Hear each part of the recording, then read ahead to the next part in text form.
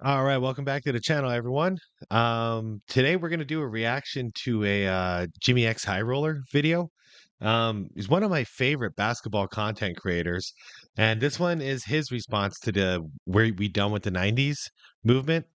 And the reason we're watching this today is because a lot of other content creators that I follow for basketball are, you know, no longer subscribed to Jimmy because of this video. And I was reading in like some comment sections of those videos talking about this that like a bunch of people are just like unsubbing from Jimmy X. And he's one of my favorites. So I wanted to watch this, see what his take is. And I mean, no matter what, I love his content. So I can't imagine like unsubbing from him. But I wanted to get to the bottom of it and see what's going on. So let's check this out together. Let's see what Jimmy X's take is on We Done with the '90s. All right, here we go. My brothers, we are in the midst of a civil war. The age-old debate of past versus present has reached critical mass, and sides have been taken. A revolution is taking place, and we're losing good men. Old school versus new school. Back in the day versus modern day. A story as old as time itself. I tried to ignore this bloodbath, but just when I thought things couldn't get any worse, it all got so much worse. We done with the 90s. Film of NBA games from the 80s and I can't believe how crazy this whole thing has become. Tell you the truth, I watched those original TikToks. I think it was supposed to be a joke, like it was like a parody almost, but it blew up into this. 90s coming to light, showing that the good old days were in fact not that good. This whole time, the punishing defensive legend was actually just a bunch of plumbers camping out in the paint looking for someone to hack. Shots clanking off the backboard, players running around aimlessly, wreaking havoc. And worst of all, Michael Jeffrey Jordan, the supposed greatest basketball player of all time, didn't even have a left hand. Yeah, that is some horse shit, by the way. There are plenty of videos out there. We don't need to cover it here. All no. Jordan had a dominant left hand. Anytime he'd go to the lane, you don't know what he's going to shoot off of, his left or his right on that layup or that dunk. So I don't understand what this take is with him not having a left hand other than people just roll with the movement and they don't actually do any homework. It's like reading the headline of an article and then that's it, not reading any of the article itself. What is going on? Have we been lied to about basketball in the 80s and 90s? Are we really done with that era of hoops? Or are we being deceived by lowlights, misinformation, and cherry-picked clips? Well, I think I've got an answer, and some of y'all ain't gonna like it. All right, let's see. Today's video is sponsored by SeatGeek. The NBA season is in full swing. The internet off any order on SeatGeek round. Download the SeatGeek app in the 90s. 5 simple words that have completely divided fans of the NBA. I've seen well thought out video essays, hard-hitting analysis, testimonies from past and present players talking about their experience in the league and how it's changed over the years. And none of those things managed to do what these 5 simple words have done in just a week. Soon enough, the clips came rolling in of players from that era dribbling off their feet, throwing up air balls, and putting together moves that you might see at your local high school's JV game. So, for whatever it's worth, here is my long-winded take on this whole discussion. Oh boy.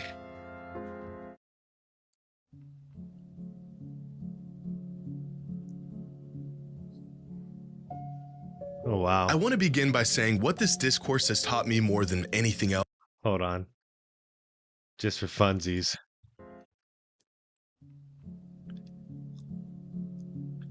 Okay, I didn't watch that. I did watch this. I did watch this. I owned this. Below the Rim. Never heard of that. I don't know what this is, but I know I've watched it just from that alone. And definitely watched Airtime. Okay. I want to begin by saying what this discourse has taught me more than anything else is that NBA fans today never actually took the time to go back and watch games of the past.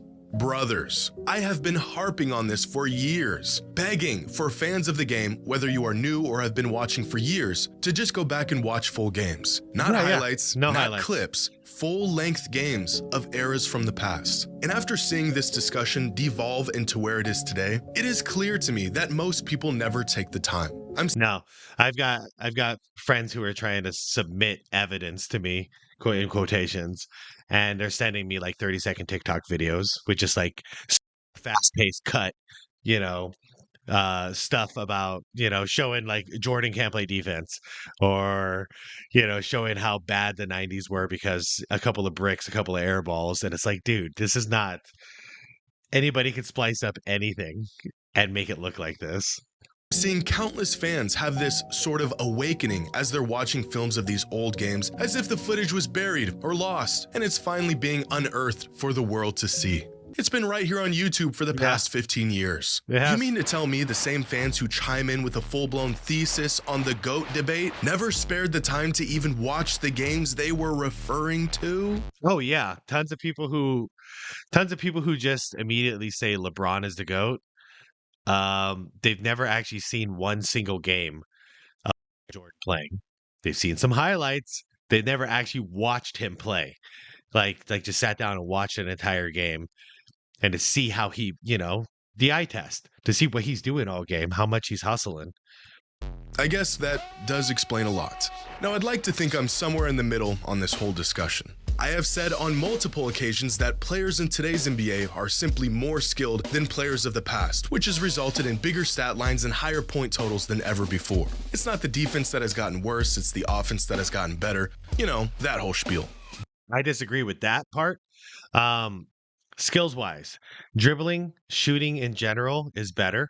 However, the shooting percentages are high because people are less contested, so they're getting more wide open shots. And I'm not going to sit here and blame the players and say these guys don't know how to play defense. They're not allowed to play defense with the current rules of the NBA. So this is an Adam Silver problem, in my opinion. He came in and kind of ruined this league. But if he were to allow defense to actually be a little aggressive again, you'd see these shooting percentages go down. But one thing I cannot dispute whatsoever is that ball dribbling is at an all-time high. I've never seen such skilled ball handling as we are in the current era. And also the rules are more lenient on that too, because they don't call travels and they don't call double dribbles anymore. So it's a little easier to get away with it and make it look flashy. But still, I'm being non-biased. I'm watching it, and the skill level for the dribbling is pretty much, it's off the charts right now. But I also have an appreciation for the greats that came before and how incredible some players of past eras were. In fact, I almost feel like I'm hallucinating seeing this 90s basketball slander campaign unfold in front of my eyes. It feels like everyone's perception on the age-old debate changed literally overnight. I know that's not the case, but after seeing all of this play out, it sure feels that way. But today, I'm not just going to show you some cherry-picked clips or unhinge this narrative even further. I'm going to show you real film, real data, and proof of how we might actually be done with the 80s and 90s. And, of course, if Michael Jordan really had no left hand. Spoiler, he did. Yeah, thank you at least for that.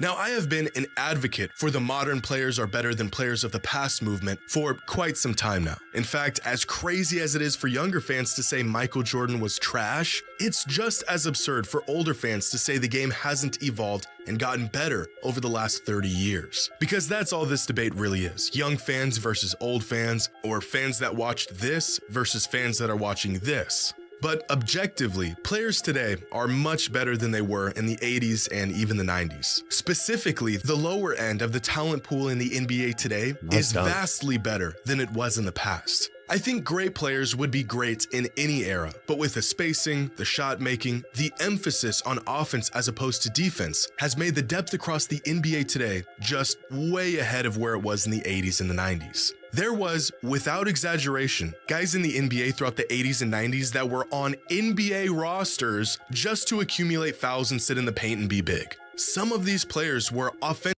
and get rebounds and get blocks. Play defense. Kind of left that part out.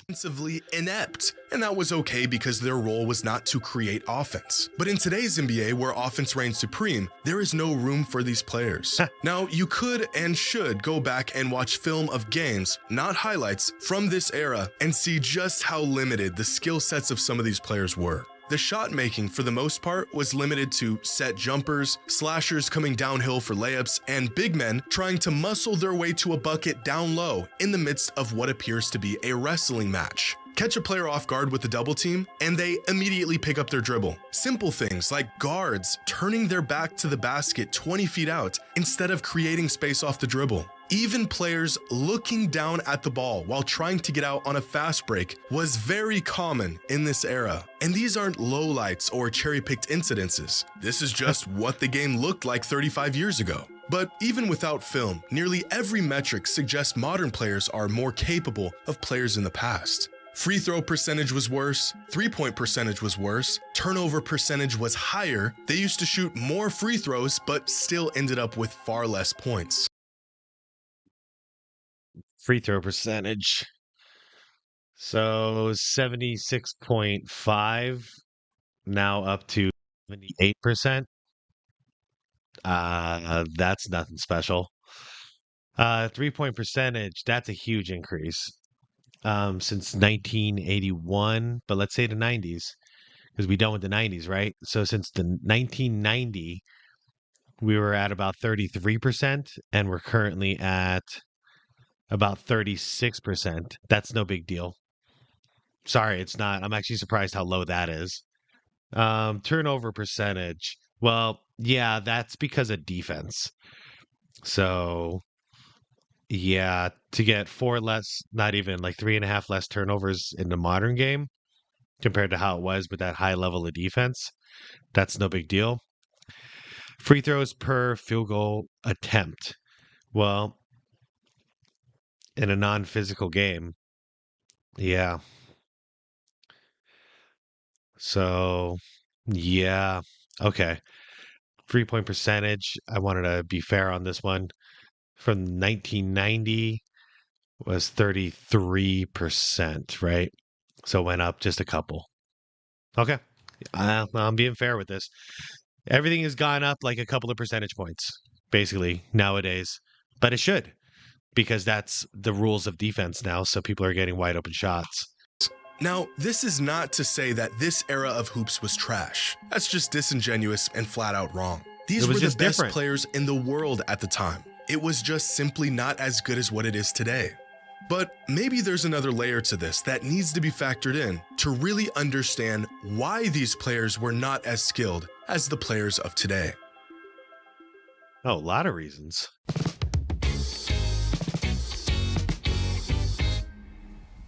Now, despite this being a very relevant topic for years, the idea of rule changes and how these changes have affected the game still remain a double dribble. You never see that anymore. That's a double dribble signal he just gave.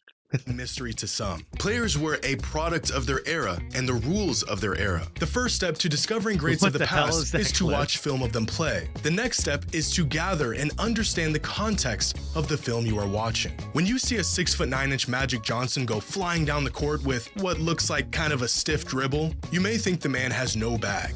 But my friends, Magic Johnson did have a bag, but the rules in place at the time only allowed him to reach so far into it before he got called for every violation in the rulebook. Consider the fact that any move where your hand wasn't completely on top of the basketball was considered a carry. Yeah, you take a step and a half in the middle of dribbling while you're going full speed down the court, fast break, travel. Now they give you 5. It was just a different game. Put your hand under the ball for 1 second and then dribble it again, double dribble. You know, so that's why I'm surprised the turnover level was not higher back then to what it is now. Like it's like what, like 2.5 more turnovers back then? They called every violation they could. No 0 steps, no gather steps. You get 2 steps, Except for and fouls. anything more was called a travel. No backward shuffles to create separation. Nope. No lunging into players See, to those are draw easy travels. fouls. Here's a clip of Danny Ainge hitting Kevin McHale with a hezzy in the mid-'80s. And the man thinks he just witnessed witchcraft. But when practice sessions were completed, some of the most competitive competition began. Double dribble! No! Son, no! I double dribble! Double dribble! He Yep. did too! I did. I know. Now you get away with so much more. Here's some more clips of players getting called for travels and carries, doing moves that are very typical and allowed in 2024. 90% of the moves you see today, the very method most players generate their offense, would be called for some sort of violation 40, right there, 30, travel, or even 20 years ago. Dude, and I'm not saying, it's a travel. But the point is back then, they're like per ISO that you see each play nowadays, you'd be getting multiple travel calls. So the game was harder back then.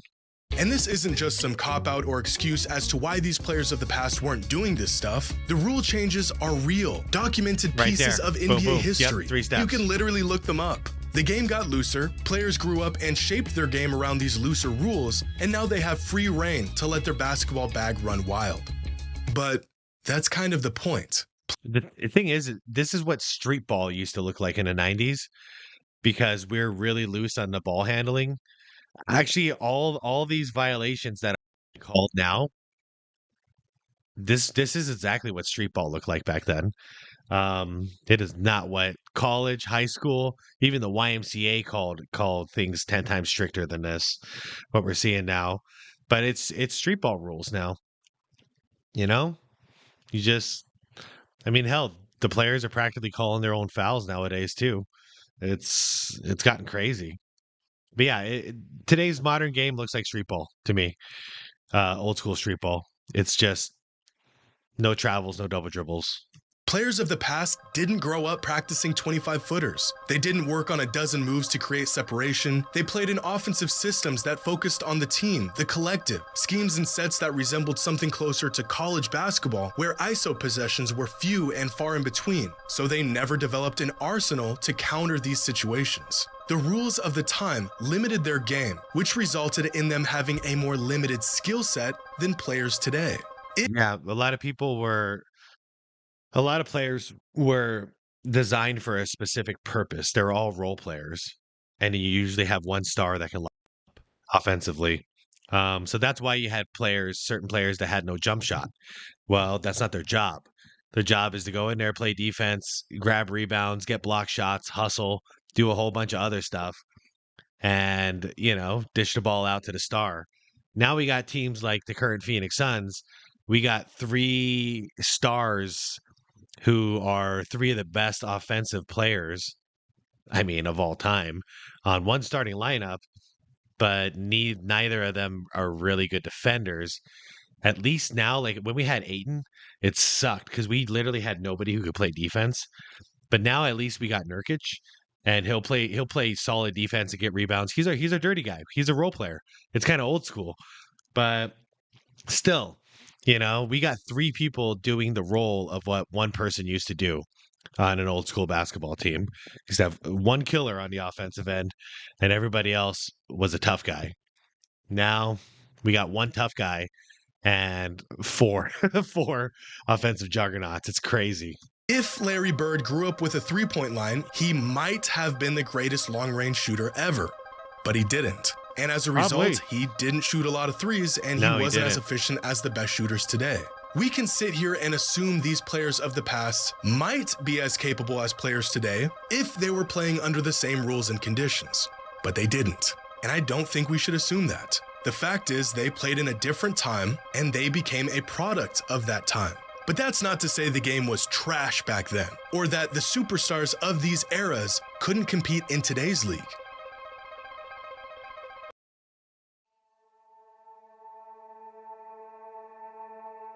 Now, as time goes by, I think it's easy to forget just how long ago 1980 was. 44 years ago, if my math is correct, which is in fact a very long time ago. In 1985, Magic Johnson won an NBA title, Larry Bird won the league MVP, and Michael Jordan won Rookie of the Year. That was 39 years ago from today, which is the same exact amount of time that has passed from that 1985 season to the year the NBA was founded in 1946. Look at these clips. Do you think these players could compete with the likes of Bird, Magic, and Jordan? Let me answer that for you.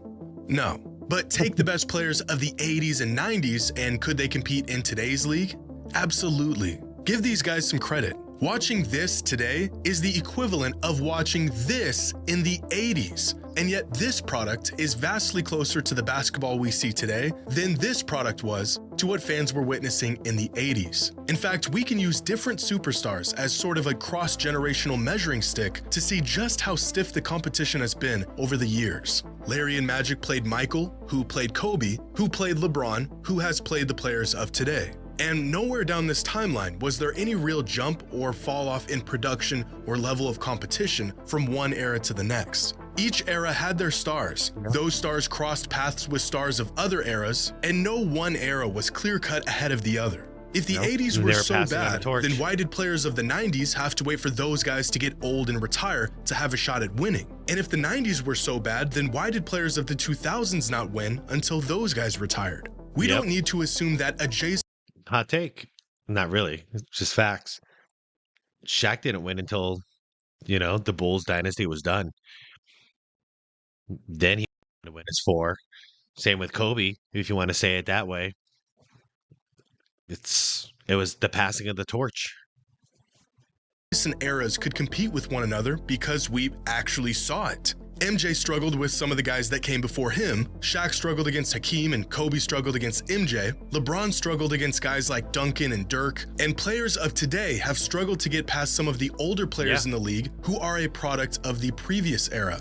Now, what we shouldn't do is jump 3 or 4 eras at a time, ignoring entire decades of evolution and saying the game back then was better or even as good as it is today. At a certain point, the knowledge and wisdom that comes from actually witnessing decades of NBA history, like some older fans have, becomes skewed and watered down by nostalgia and a generational bias. Superstars are superstars because their game transcends the era they played in, but they also played in an inferior league. These two ideas are not mutually exclusive, and although generational talents of the past would do just fine today, this same logic does not apply to the vast majority of the league throughout the 80s and 90s.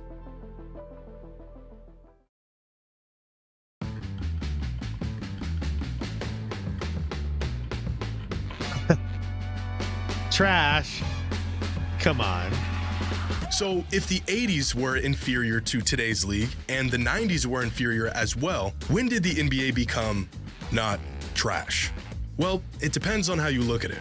Ironically, I think there's a pretty clear distinction to the skill set of players before Michael Jordan hit his peak and after. For example, the early 90s and late 90s, although being in the same decade, were massively different in play style and skill set. Think for a second about the fact that Magic Johnson was still in his prime in the early 90s, and Allen Iverson was entering his prime in the late 90s. In less than 10 years, basketball became a massively different game. By the late 90s, the players who grew up watching Jordan fly through the air and slice up defenses were in the league and were reshaping the role that perimeter players played. Guys like Kobe Bryant, Allen Iverson, Ray Allen, Stephon Marbury, Grant Hill, Tracy McGrady, Vince Carter. All these guys came into the league around the same time and were products of what they saw MJ do throughout his career. Players with a skill set that more closely resembles what we see today than it did to the skill sets of players of the 80s and even early 90s. Honestly, my favorite overall chunk of time of basketball is probably from about 1989 to 90-ish all the way to 2010, right around there. That was the best basketball I think I've ever seen, and it was constantly evolving. And yeah, man, most of the stars were two-way players. And also, what do I want to say? Like, there was still defense, man. You know, they were still allowed to play defense because it was still David Stern's league. And we had some amazing offensive players like in 2000. Honestly, really from like 95 on. We had some of the best offensive talent I've ever seen to this day. You know, you got Allen Iversons, your Kobe Bryants, your Tracy McGrady's, your Vince Carter's, your Steve Nash, Kevin Garnett, Paul Pierce. It goes on and on. You know, we got to see all of that happen while there was still defense happening in the league. And once Adam Silver took over, it's not been as fun to watch. And it's not because the talent isn't there. It's that the game itself is not that fun to watch because it's so restricted. But that's my hot take on that. I'm gonna call it for this video. We're gonna do a part 2 tomorrow and finish off this. But I realize I've been interjecting so much that this video is running a little long. So everybody, this is a reaction to a Jimmy X High Roller hot take. So far, it's not like I don't see this as a big deal. I'm not like rushing to unsub from him. You know, it's his opinion so far, and I'm agreeing with about half of it, disagreeing with some of it, but whatever, we're human. Anyways, if you want to check out the original video, it's right here. If you want to wait tomorrow and see the rest of my reaction to this, then I'll see you tomorrow. Link to the video is going to be down below in the description. And yeah, hope you shoot me a like and leave me a comment. Tell me what you think so far. And I'll see you all in the next one. See you tomorrow. Peace.